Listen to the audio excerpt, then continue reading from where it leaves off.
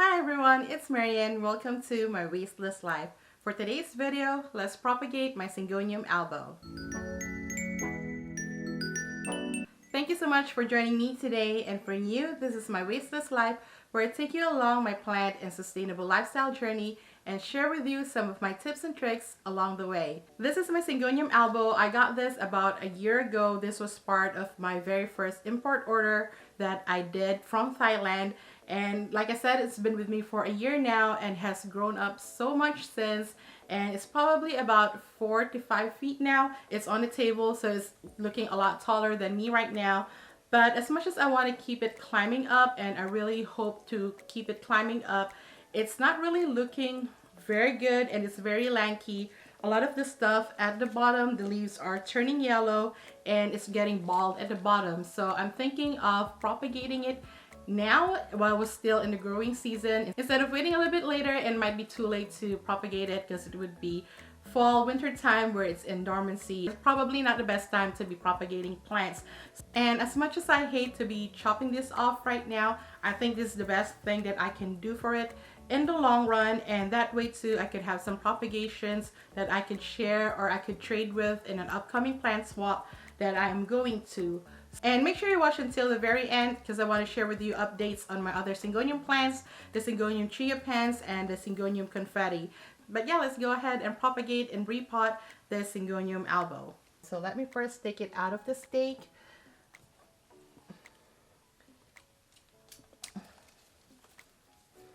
Take out that bamboo.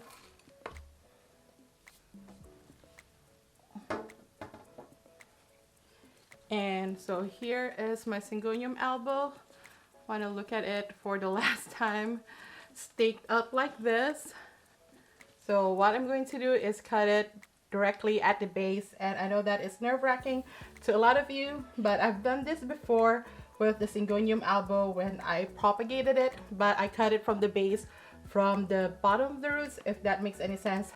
Okay, yeah, so I'm just gonna cut right below this leaf. There you go. Quick and painless. Well, maybe not painless, but very quick. So this is the Syngonium Albo that we are working right now. There is a lot of them. So essentially, we're gonna be cutting them up into single leaf cuttings.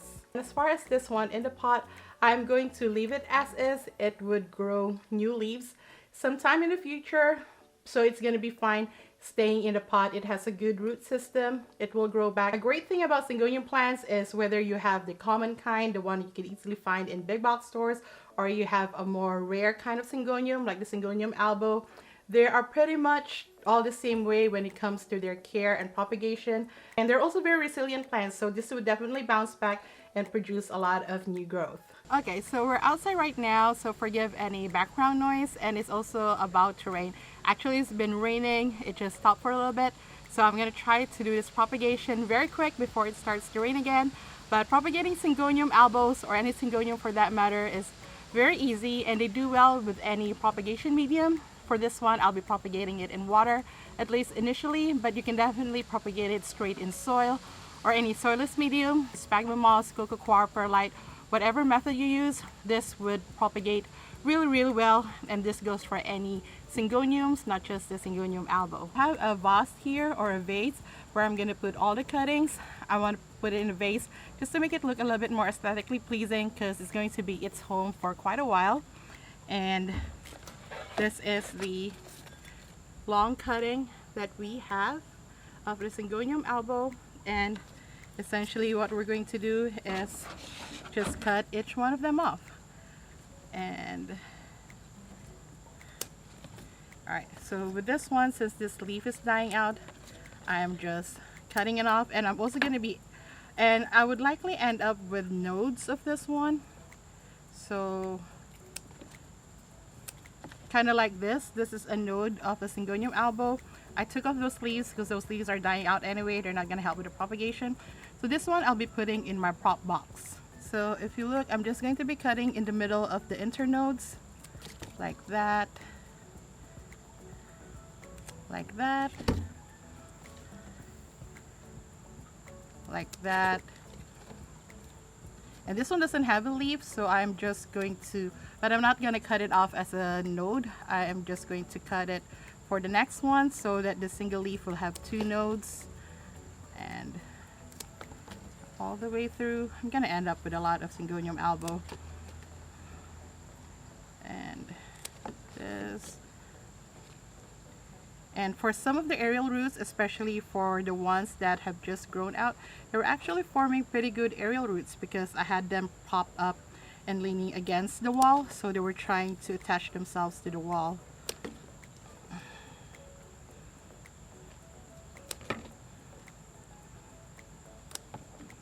Yeah, so like with this one, I think I'm gonna keep it as is maybe for now and propagate it as one plant. So with this and this and this. Okay, so